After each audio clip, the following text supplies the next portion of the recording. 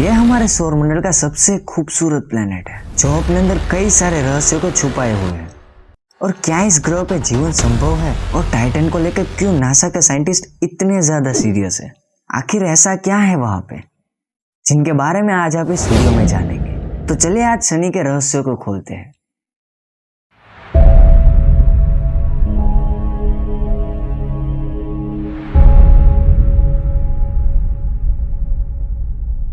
शनि की खोज किसने की थी ये जानना लगभग नामुमकिन है, क्योंकि ये ग्रह बिना किसी टेलीस्कोप के जरिए आंखों से भी दिखाई देता है, जिससे कई प्राचीन सभ्यताओं ने इस ग्रह को देखा है। पर वो गैलीलियो ही था जिसने पहली बार टेलीस्कोप के जरिए इस ग्रह को देखा था।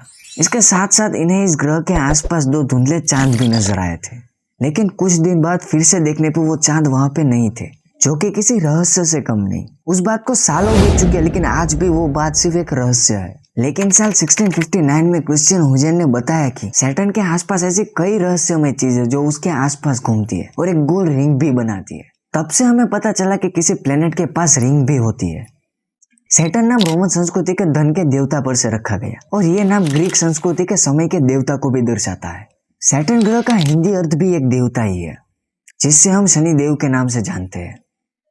आज से लगभग 4.5 अरब साल पहले गैस और धूल के विशाल बादल, जिसे नेब्यूला कहा जाता है, उससे हमारे सौरमंडल का जन्म हुआ था। गुरुत्वाकर्षण बल के चलते बादल का द्रव्यमान एक जगह इकट्ठा होने लगा और जहां ज्यादा भाग इकट्ठा हुआ वहां पे सूर्य का निर्माण हुआ, और जो धूल और गैस का बादल बच गया उससे बने ग्रह, जिसमें एक शनि ग्रह भी है। लेकिन इसमें एक अजीब बात थी, जमा हो रहे धूल और गैस की मात्रा ज्यादा थी, इसी वजह से सैटर्न एक गैसीय ग्रह बना। ये क्या होता है वो मैं आपको आगे बताऊंगा।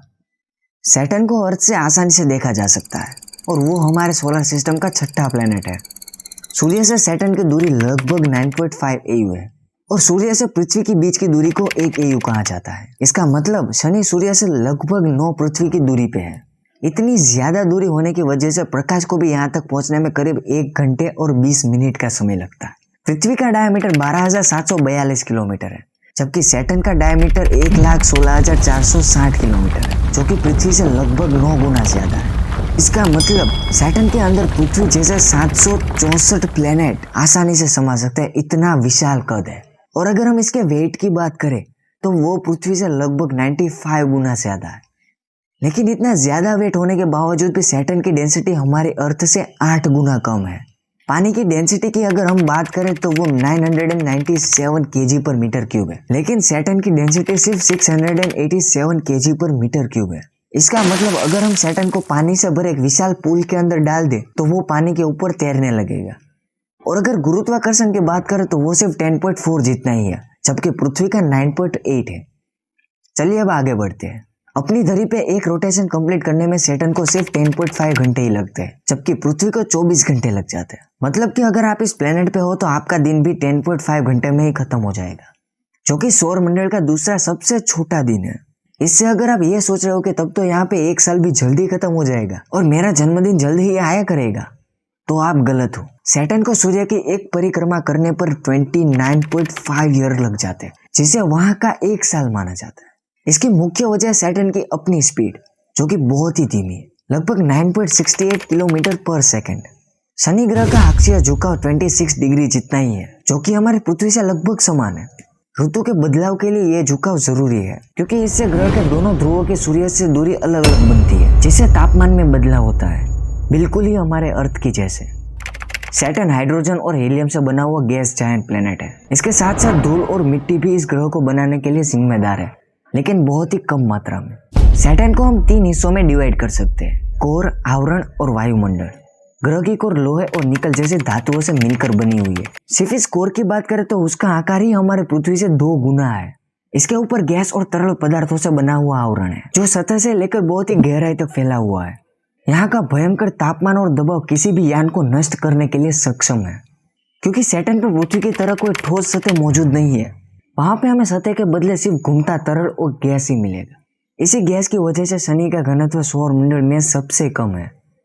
अब जानते हैं इसके वायुमंडल को। शनि ग्रह का वायुमंडल एमोनिया, हाइड्रोजन सल्फाइड और वाटर से मिलकर बना हुआ है, जो इसे हल्का पीला रंग भी देता है, जैसे यह ग्रह हमें गोल्डन रंग का दिखाई देता है।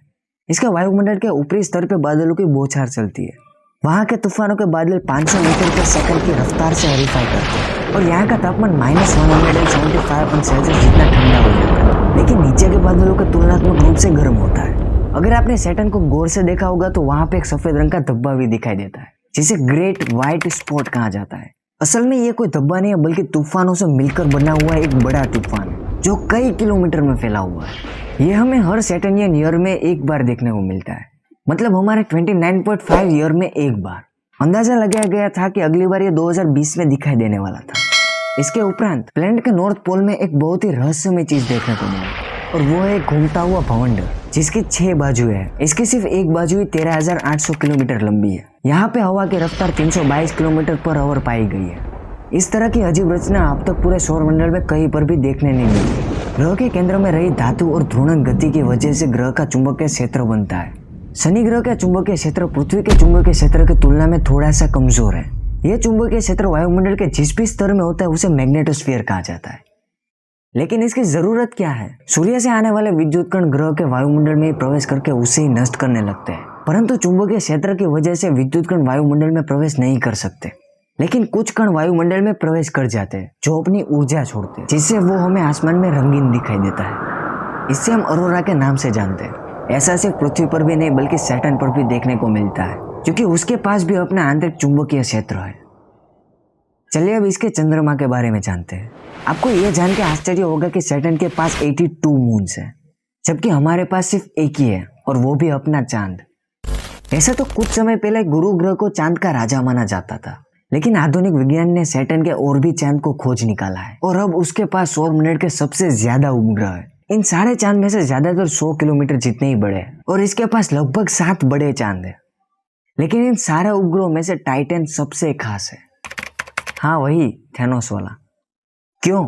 चलिए जानते हैं। शनि ग्रह का सबसे बड़ा चांद टाइटन है, साथ ही यह सौरमंडल का दूसरा सबसे बड़ा चंद्रमा भी है। पहले स्थान पे गुरु ग्रह का गैनीमेड है।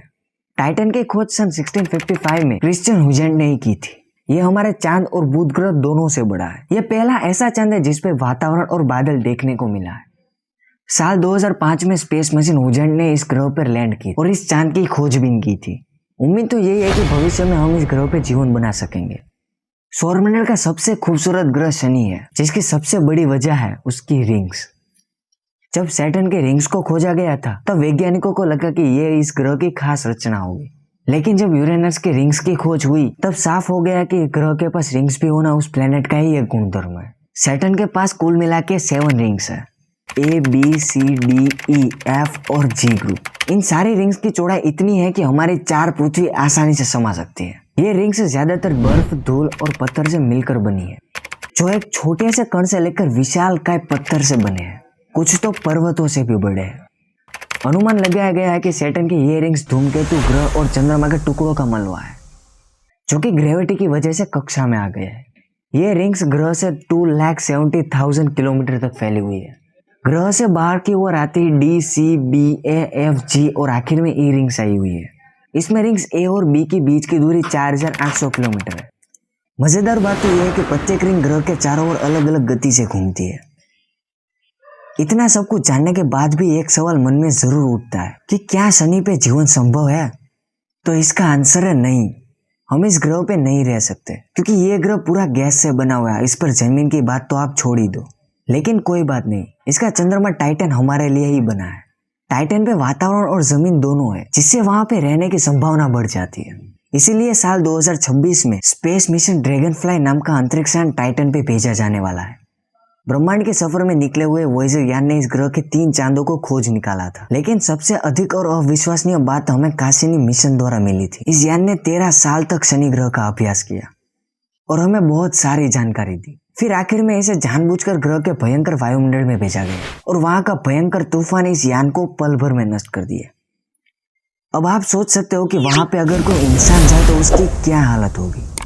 आई होप गाइज ये वीडियो आपको अच्छी जरूर लगी होगी, और अगर अच्छी लगे तो वीडियो को लाइक और शेयर जरूर करना। और अगर आप चैनल में नए हो तो चैनल को सब्सक्राइब करके बेल आइकन जरूर ऑन कर लेना, ताकि ऐसी ही मजेदार वीडियोस की नोटिफिकेशन आप तक पहुंचती रहे।